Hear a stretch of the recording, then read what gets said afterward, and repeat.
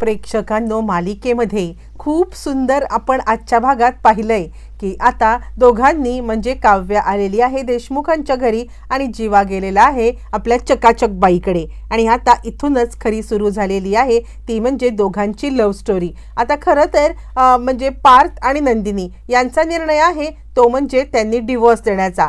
हाच निर्णय बदलण्यासाठी आता काहीही झालं तरी सुद्धा हा निर्णय आपण बदलायला लावायचाच. याच कारणास्तव आता इकडे जे प्रयत्न केलेले आहेत ते म्हणजे आपल्या म्हणजे मांजरीने आपल्या बोक्याला पटवण्यासाठी म्हणजेच आपल्या काव्याने आणि त्याचबरोबर इकडे जीवाने सुद्धा नंदिनीला असं काही सांगितलंय की ज्याच्यानंतर जे डिवोर्स पेपर घेऊन नंदिनी आली होती तेच डिवोर्स पेपर आता स्वतःच्या हातानेच तिने फाडून टाकणार आहे. नक्की असं काय घडलंय आणि आता एका डेटमुळे या दोघांची कशी समेट झालेली आहे सगळं या भागामध्ये आपल्याला पाहायला मिळणार आहे. एपिसोड छोटासाच आहे शेवटपर्यंत.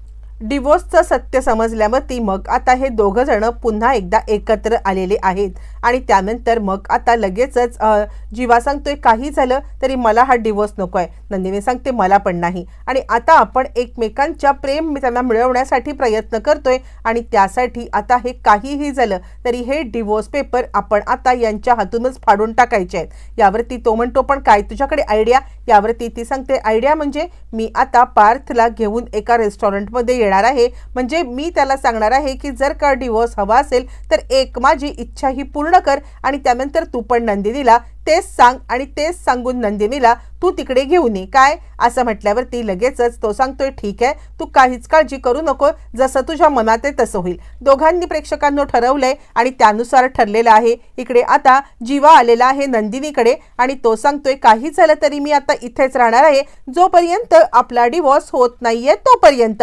असं म्हणत प्रेक्षकांनो तो आता नंदिनीकडे आलेला आहे आणि त्याच वेळेला आपली काव्य आलेली आहे पार्थकडे आणि ती सांगते काही झालं तरी सुद्धा आता मी तुमच्याच रूम मध्ये राहणार. तो इकडे रम्याला पण तिने धडा शिकवलेला ते सुद्धा आपण पाहिलेलं आहे. म्हणजे तिने रम्याला ऑलरेडी सांगितलंय की जर का माझ्या वाटेला पुन्हा एकदा जाण्याचा प्रयत्न केलास तर तुला लग्न करून या घरातून हकलवून लावेल आणि तुला कळणार सुद्धा नाही. आणि त्याचमुळे रम्या आता थोडीफार तरी तिला घाबरलेली आहे प्रेक्षकांनो. आणि रम्या विचार करते नाही खरंच मी जर का हिच्या सोबत असं काहीतरी केलं तर ही खरंच मला हकलून देईल की काय तिला काही कळायलाच मार्ग नाहीये. आणि त्यानंतर तिने सांगितलंय पार्थ देशमुखला त्रास झाला तर गाठ माझ्याशी आहे. असं म्हटल्यावरती आता इकडे रम्या बाजूला झाले. पार्थ विचार करतोय ह्यांचं वागणं म्हणजे कळण्याच्या पलीकडे आहे. पण त्यानंतर इकडे आता जीवा रूम मध्ये म्हणजे नंदिनीच्या गेलाय आणि काव्य आलेली आहे पार्थच्या रूम मध्ये. त्यावरती पार्थ तिला सांगण्याचा प्रयत्न करतोय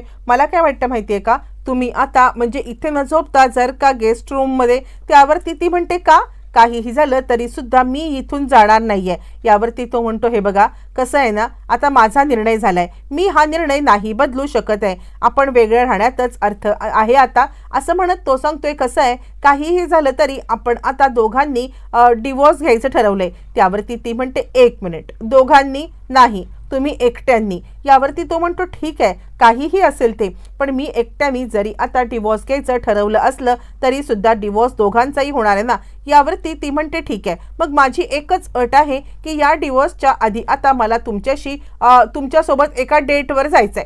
यावरती तो म्हणतो हा काय वेडेपणा आहे मला हा वेडेपणा मान्य नाहीये. त्यावरती ती म्हणते एकदा तरी तुमच्या कधीतरी आयुष्यामध्ये इतक्या दिवसामध्ये जर का तुम्ही माझ्यावरती प्रेम केलं असाल तर तुम्ही या डेटला नकार देऊ शकत नाही आहात. असं म्हणत तिने आपल्या बोक्याला बरोबर पटवलेलं आहे प्रेक्षकांनो आपल्यासाठी आता इकडे हे करण्यासाठी. आणि त्यानंतर मग आता तिच्या स्पर्शाने पार्थला नकार देणं खूपच कठीण गेलेलं आहे आणि तो सांगतोय ठीक आहे. यावरती ती म्हणते एकदा तुम्ही माझ्यासोबत चला माझी बाजू ऐकून घ्या आणि त्यानंतर जर तुम्ही मला आता तिथल्या तिथे डिवोर्स दिलात तर मी तो डिवोर्स घेऊन तडक माझ्या घरी जाईन. पण आता एकदा ऐकल्याशिवाय नाही. पार्थला काय झालंय किंवा आपण असं कसं उत्तर तिला दिलं हो म्हणून त्याला स्वतःलाच कळायला मार्ग नाहीये. पण आता त्याला पण कुठेतरी माहितीये की कधीतरी आपण तरी हिच्यावरती प्रेम हे केलेलंच आहे आणि त्याच कारणास्तव आता इकडे लगेचच त्याने प्रेक्षकांनो होकार दिलेला आहे. बरं हे सगळं होत असताना मग तोपर्यंत इकडे आता जीवा सुद्धा इकडे नंदिनीला सांगत आहे फक्त एकदा माझी बाजू जर का तू ऐकून घेतलीस ना त्यानंतर तू जे सांगशील ते करायला मी तयार आहे. त्यावरती नंदिनी म्हणते मला कोणाचीही बाजू ऐकून घ्यायची नाहीये. त्यावरती तो म्हणतो मग डिवोर्स तुला हवे ना, डिवोर्स पेपरवरती मी तर साईन करणारच नाहीये. काहीही झालं तरी सुद्धा मी डिवोर्स पेपरवरती साईन करणार नाही ॲट एनी कॉस्ट, असं म्हणत त्यांनी आता प्रेक्षकांनो तिला थोडंसं तरी ताणायचं ठरवलंय किंवा तिच्यासाठी आता इकडे त्यांनी खूप मोठा निर्णय घेतलाय. मग मात्र काहीही झालं तरी आपल्याला जीवासोबत जायलाच पाहिजे हे ज्या वेळेला नंदिनीला समजलंय आणि त्यावेळेला नंदिनीने आता इकडे ठीक आहे पण तिकडे जाऊन करणार काय आहात तुम्ही, जरी मला आता काही सांगितलं नाहीत तरी सुद्धा, कारण तुम्ही कितीही प्रयत्न केलात तरी माझा निर्णय बदलणार नाहीये. तो म्हणतो मला माहिती आहे ना की तुम्ही चकाचक बाई किती आता पद्धतीने हट्टी आहात ते. यावरती आता इकडे ती सांगते मी हट्टी आहे, तुम्ही जर का त्याच वेळेला सगळं क्लिअर केलं असतं तर हा प्रॉब्लेम झाला असता का.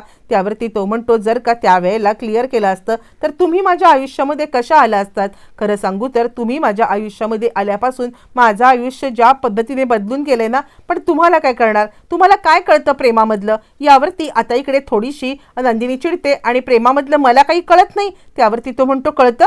यावरती ती काहीच बोलत नाहीये. मग आता जीवा तिच्या मनाचा ठाव घेण्याचा प्रयत्न करतोय आणि जीवा आता सांगतोय कळतंय तर तुम्हाला हे का नाही काही कळलं की माझं तुमच्यावरती नितांत प्रेम आहे ते, ही गोष्ट तुम्हाला समजली असती ना.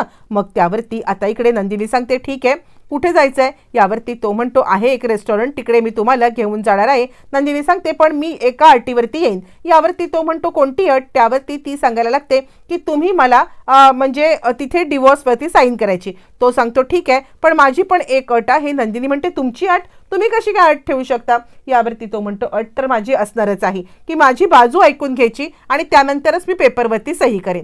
यावरती आता होकार ठरतो आणि त्यानंतर मग आता हे सगळं करायचं ठरतं आणि तितक्यातच आता इकडे पार्थ आणि दोघं जण सुद्धा आता डेटवरती जायला निघालेत. या दोघांनी प्लॅनिंगच तसं केलंय आणि प्रेक्षकांनो बघा हा तिकडे गेल्यावरती असं काही घडणार आहे की स्वतः आता पार्थ आणि नंदिनी हे दोघंच जण स्वतःहून डिवोर्स पेपर फाडून टाकणार आहेत. आता फायनली ठरतं आणि तो सांगतो की आज रात्री आपण बाहेर चाललोय. असं म्हटल्यावरती आता इकडे नंदिनी विचार करते बरोबर करतेय ना मी, म्हणजे ह्यांच्यासोबत बाहेर जाणं म्हणजे तिला काही कळत नाहीये पण तिच्या मनाला पण कुठेतरी ओढ लागले की आपण जीवासोबत बाहेर जावं का कुणास ठाऊक, पण तिचं कधीतरी जीवावरती प्रेम बसलेलं आहे हे ती जरी मान्य करायला तयार नसली तरी जीवाने ते ओळखलेलं आहे.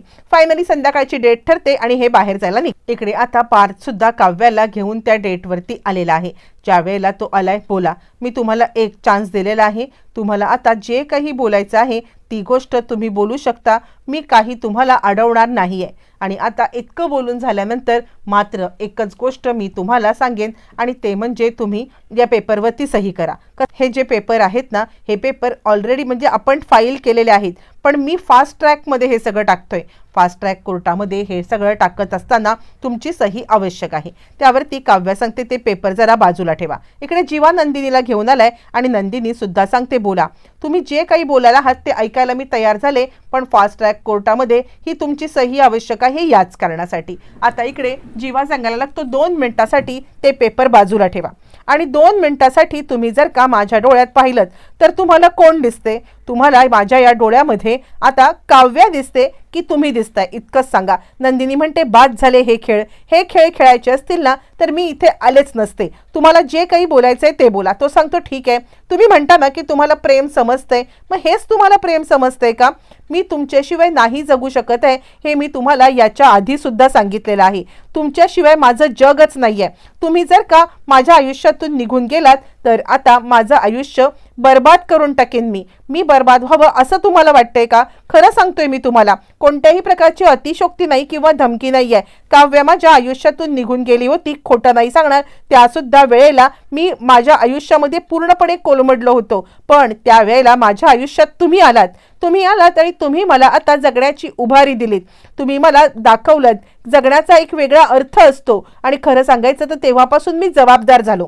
काव्याच्या प्रेमामध्ये असताना मी खरंच इतका जबाबदार नव्हतो जितका जबाबदार मी तुमच्या प्रेमात झालो. आणि खरं सांगतोय तर आता इथेच मी तुमच्यासाठी काहीही करायला तयार झालो पण आत्ता जर का तुम्ही निघून गेलात मी पुन्हा शून्यावरती येईन. इकडे आता काव्या ठीक आहे, तुम्हाला वाटणं साहजिक आहे की मी तुम्हाला फसवलंय. मला सुद्धा जर का कुणी असं डिच केलं असतं तर मला सुद्धा वाटलं असतं की माझ्या सुद्धा बाबतीत काहीतरी चुकीचं घडतंय आणि मला सुद्धा फसवण्यात आलेलं आहे.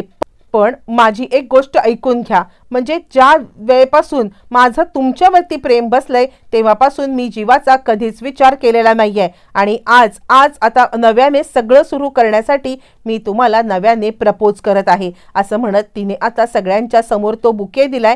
प्रेक्षकांनो, बुके दिल्यावरती आता इकडे त्याची अवस्था खूपच विचित्र झालेली आहे. काय करावं, इतक्या सगळ्या लोकांच्या समोर त्याला काहीच कळायला मार्ग नाहीये आणि तो सांगतोय प्लीज काव्या, प्लीज. काव्या सांगते बिलकुल नाही आणि सगळ्या पब्लिक प्लेस मध्ये काव्याने आता इकडे त्याला मिठी सुद्धा मारलेली आहे. इतकंच काय तर सगळ्यांच्या समोर केस घेतलाय. अजून काय करू मी की ज्याच्यामुळे तुम्हाला कळेल की माझं तुमच्यावरती प्रेम आहे?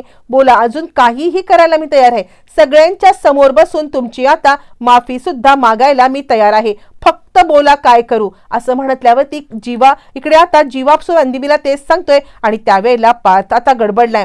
थांबा, हे सगळं करायची काही गरज नाहीये. यावरती ती म्हणते जोपर्यंत तुम्ही मला म्हणत नाहीयेत की मी तुझ्यावरती सुद्धा तितकंच प्रेम करतो जितकं प्रेम तू माझ्यावरती करतेस तोपर्यंत मी तुम्हाला सोडणार नाही. आता इकडे तो म्हणतो हो हो हो मी प्रेम करतोय. मग काय, मग प्रेक्षकांनो सगळ्यांच्या समोर प्रेमाची कबुली दिले. त्यानंतर दोघं तिकडून घरी तर आलेले आहे. इकडे नंदिनी जीवाचं म्हणणं तर ऐकतीये पण ती कोणत्याही बाबतीत त्याच्यावरती रिॲक्ट करत नाहीये आणि त्यावेळेला मग आता ती सांगत आहे की झालं तुमचं बोलून, हे पेपर घ्या, या पेपरवर ती सही करा. इकडे पार्थ तर विरघळलाय. नंदिनीला विरघळवणं सोपं नाहीये आणि नंदिनी सांगते माझ्या आयुष्यामध्ये अशा काही घटना घडल्यात ना, पुन्हा मी आयुष्याला चान्स देऊ शकत नाहीये. तो प्रेक्षकांनो इकडे आता काव्या घरी आले आणि ती हट्टाने पार्थच्याच बेडवरती झोपलेली आहे. ज्या वेळेला ती आता पार्थच्या बेडवरती झोपले आणि त्यावरती पार्थ तिकडे आलाय आणि खरं सांगायचं तर माझी फिसकारणारी मांजर आज जे मिठीत घेऊन किस केलत ना त्यानंतर मी आता पूर्णपणे विरघळलोय आणि तुमचा झालोय. पण माझं मन या मानायला काही तयार नाहीये की हे सगळं आता काय घडतंय ते मला खरंच कळत नाहीये. पण आता मी तुमच्या प्रेमात पडलेलो आहे इतकं मात्र नक्की. असं तो आता तिचा हात आपल्या हातात घेतोय. काव्या झोपेचं सोंग करत असली तरी प्रेक्षकांनो तिला आता कळतंय की पार्थ आपलं प्रेम व्यक्त करतोय. पार्थ कुठेतरी आता इकडे हरलाय किंवा पार्थ आता कुठेतरी या सगळ्यामध्ये आपली माघार घेऊन मोकळा झालाय आणि त्यानंतर तो आता काव्याला मिठी मारतोय, आपलं प्रेम व्यक्त कर आणि ती झोपेत आहे असं समजून तिला मिठी पण मारतोय. पण ती कुठली झोपेत असायला, ती आता झोपेत तर काही नाहीये. तिने आता पटकन उठले आणि पार्थला पळून जाणाऱ्या मिठी मारले. प्रेक्षकांनो एक गोष्ट तर नक्की झालेली आहे, प्रेम तर चौघांचं आहे पण दोघांनी ते एक्सेप्ट केले. नंदिनी अजूनही एक्सेप्ट करायला तयार नाहीये. चला, एकतरी संसार सुखाचा मार्गी लागलाय. आता इकडे काव्या आणि पार्थचा संसार मार्गी लागला असला तरी जीवा आणि नंदिनी यांच्या संसाराचं पुढे काय होणार? नंदिनी या दोघांचा संसार पाहून तरी आपल्या संसाराला एक संधी देणार का? अनेक प्रश्नांची उत्तरं येणाऱ्या भागात मिळेल.